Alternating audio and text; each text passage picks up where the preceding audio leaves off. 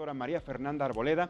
Ella es directora internacional de servicios médicos de Khiron, México. María Fernanda, como siempre, un gusto platicar contigo este tema tan importante y además que tú eres una conocedora vasta, no solo en México, en Colombia, por supuesto, y en Canadá. Bienvenida a Código Salud. Hola Mariano, un gusto estar aquí de nuevo y pues un honor poder compartir con ustedes otra vez este tema de los cannabinoides. Sí, importantísimo, porque sabemos que sí ha habido unos adelantos importantes, ¿no? Ya a nivel de despenalización, de ver exactamente la utilización meramente como factor medicinal de la cannabis en nuestro país, en México. Grandes pasos y avances se han dado, por ejemplo, en Colombia, en otros países de Latinoamérica, en Canadá, por supuesto, donde incluso tú encabezas una serie de proyectos precisamente para el uso de los cannabinoides en determinadas enfermedades o padecimientos. En los neurológicos, ¿cómo se aplicaría? Bueno, pues resulta que en las enfermedades neurológicas nos hemos dado cuenta con los años, y no es nuevo, Mariano, porque venimos hablando, como lo hemos dicho en otras oportunidades, del uso de los cannabinoides desde miles de años atrás. Hablamos del uso de los cannabinoides desde el 3000 a.C., en donde se utilizaba para el control de las convulsiones, por ejemplo. Se utilizaba también para control de algunos dolores durante el parto, para el control de enfermedades mentales. Y esto a raíz de los años ha ido avanzando en los 1800. Y esto te lo cuento porque es yo creo que es algo interesante que todos sepamos, y es que en 1838 uno de los grandes científicos de la época trae a la marihuana a la medicina occidental y empieza a utilizarla en enfermedades como la epilepsia refractaria, en donde los pacientes con epilepsia no podían controlar estas convulsiones, estas crisis convulsivas, pues empieza a ser muy aceptado el tratamiento entre los médicos europeos de la época. Y bueno, hemos visto cómo luego pasamos a una era prohibicionista del cannabis que justo nos trae a esta discusión en cuanto a la regulación en los diferentes países, y llegamos a este punto en el cual países como Canadá han avanzado de forma significativa, tanto en investigación como en programas médicos de pacientes con enfermedades neurológicas. Por enumerar algunas, podemos hablar de la epilepsia, como hablábamos ahorita, pero ojo, no es cualquier tipo de epilepsia. Tenemos claro hoy en día que dos de los principales tipos de epilepsia, uno que se conoce como el síndrome de Dravet y el otro el síndrome de Lennox-Gastaut, son los dos tipos de epilepsia refractaria que se han estudiado. Entonces hay que tener mucho cuidado porque muchas veces pensamos que es para cualquier tipo de epilepsia y no pues necesariamente, no necesariamente.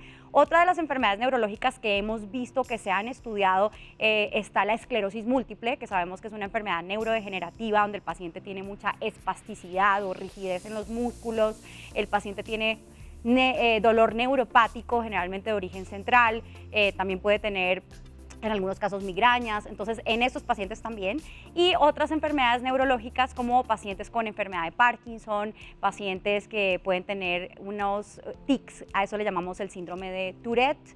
Y también tenemos, por ejemplo, pacientes con algunas enfermedades con demencias, ¿no? Tipo Alzheimer, en donde poco a poco se ha ido avanzando un poco más en la investigación. ¿Y qué efecto tienen los cannabinoides en este tipo de enfermedades neurológicas? Es decir, ¿disminuye los síntomas? Por ejemplo, si se lleva a cabo también un tratamiento farmacológico de la mano con un cannabinoide o con la cannabis medicinal, a lo mejor disminuyen las dosis. ¿Cuál es el efecto positivo? Claro, y ahí es clave que recordemos que los cannabinoides no son primera línea de tratamiento, no son monoterapia, es decir, no se utilizan como único tratamiento, simplemente son una herramienta que tenemos los médicos para agregar al tratamiento convencional de los pacientes, complementa la terapia convencional. Entonces, si tengo, por ejemplo, una paciente o un paciente con esclerosis múltiple, no por el hecho de que agreguemos una terapia con cannabinoides nos vamos a deshacer o vamos a sustituir los demás. Van de la mano los dos tratamientos. Van en equipo, exactamente, y de forma conjunta vamos controlando los síntomas. ¿Pero disminuye el número de síntomas? Disminuye los síntomas. ¿El impacto de los mismos? Correcto. ¿Eso es lo que se ha visto? Eso es lo que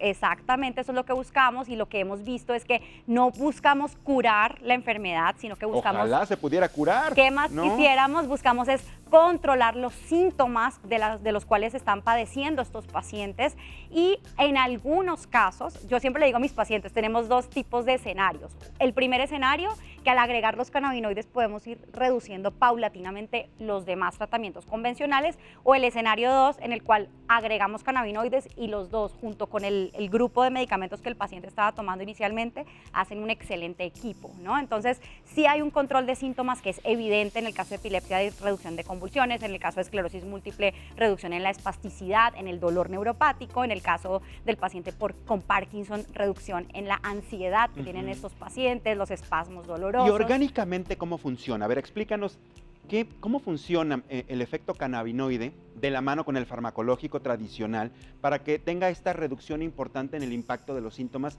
en personas que tienen estas enfermedades neurológicas. Me encanta que me preguntes esto porque resulta que todos los seres humanos, todos tú y yo que estamos aquí sentados, tenemos un sistema que se llama el sistema endocannabinoide.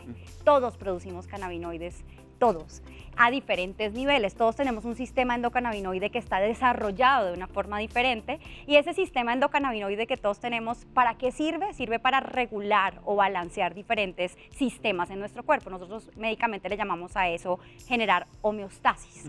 Cuando logras ese equilibrio, logras que la persona o el paciente se sienta mejor. Entonces, cuando hay un desbalance de ese sistema endocannabinoide y yo doy cannabinoides exógenos de la planta, ya sea por vía oral, por vía inhalada o por la vía administración que decidamos, volvemos a ese balance del cuerpo y entonces el paciente tiene una mejoría en los síntomas que complementa a los otros tratamientos que el paciente está recibiendo. Por ejemplo, en el caso de epilepsia, si estás con un antiepiléptico como clobazam, ácido valproico, agregamos CBD, que es el cannabinoide específico para el control de las convulsiones, pues ese sistema endocannabinoide del cual te hablaba ahora va a volver a ese balance y a ese equilibrio, y de esa forma hemos visto como el sistema endocannabinoide está mediando el umbral de las convulsiones, por ejemplo en el caso de epilepsia.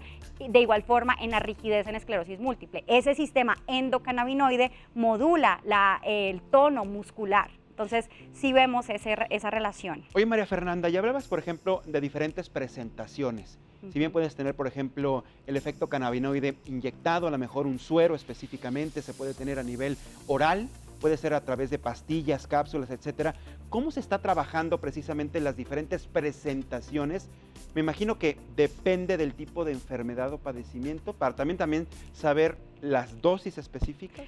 Sí, bueno, ahí estás tocando varios temas que son fundamentales y son críticos cuando hablamos de la prescripción responsable y segura de cannabinoides. ¿Cómo la prescribes? Exacto, entonces en países como Canadá, donde ya tenemos una experiencia, yo digo una vasta experiencia en el mundo del cannabis, un día es como un año, desde 2001 que empezamos en este proceso del desarrollo de la prescripción de cannabinoides. Hemos visto que, y como sabes, los médicos nos basamos en lo que dice la evidencia científica y lo que está publicado en la literatura médica. Los dos vías de administración que utilizamos más frecuentemente son la vía inhalada. Inhalada, es decir, ya sea fumada con un cigarro o con un vaporizador, que es un dispositivo especial en donde se pone la flor seca y se inhala. Eso es legal en Canadá. En México y en América Latina sabemos estamos hablando que no. de que es legal en Canadá. En Canadá. Y la otra vía de administración que también ha sido altamente estudiada es la vía oral. Cuando hablamos de vía oral me refiero a aceites, por lo general, que son suspensiones, como un jarabe, como un haz jarabe. de cuenta, Okay, perfecto. en donde los cannabinoides... No pastillas, no cápsulas, un jarabito. Sí hay presentación en cápsulas, pero cuando hablo de la vía de administración oral, lo que generalmente o con lo que principalmente iniciamos es con esa solución oral, ese aceite de cannabis donde hay un extracto de esos cannabinoides que se diluyen en un aceite y se administran por vía oral, normalmente debajo de la lengua sublingual, y se deglute. Ya que hemos llegado a una dosis, que tú ahorita me preguntabas de las dosis, hemos llegado a una dosis que el paciente refiere o reporta una reducción en los síntomas, entonces es posible que nos cambiemos a las cápsulas por vía oral o a otras vías de administración. Y la tercera vía de administración que tenemos es la vía tópica, ¿no? Que es la vía en cremas. Como una pomada, una cremita. Exacto, pero esa vía de administración tópica, hoy en día sabemos que todavía falta mucho por investigar, la absorción es compleja.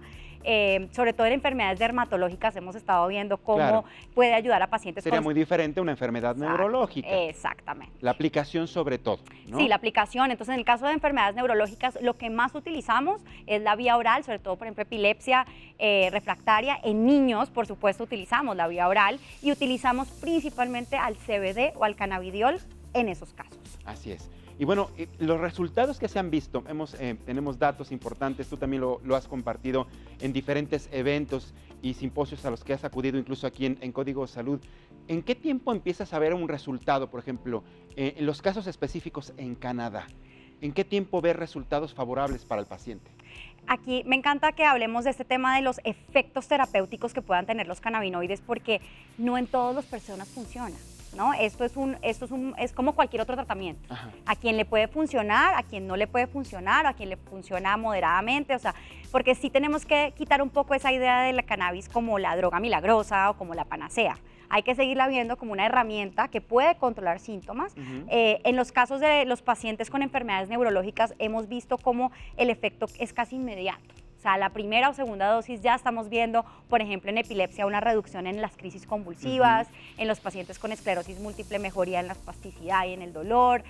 Hoy en día, mira, imagínate, 20 al 60% de los pacientes con esclerosis múltiple utilizan derivados de cannabis. Específicamente hablamos de unos productos que se conocen como nabiximoles o Sativex. El Sativex fue un producto que salió al mercado hace varios años, está aprobado en más de 30 países en el mundo y, como te digo, 20 a 60% de los pacientes con esclerosis múltiple lo utilizan para el control sintomático. Por alguna razón debe estar ocurriendo. O sea, sí estamos viendo que los efectos son casi que inmediatos.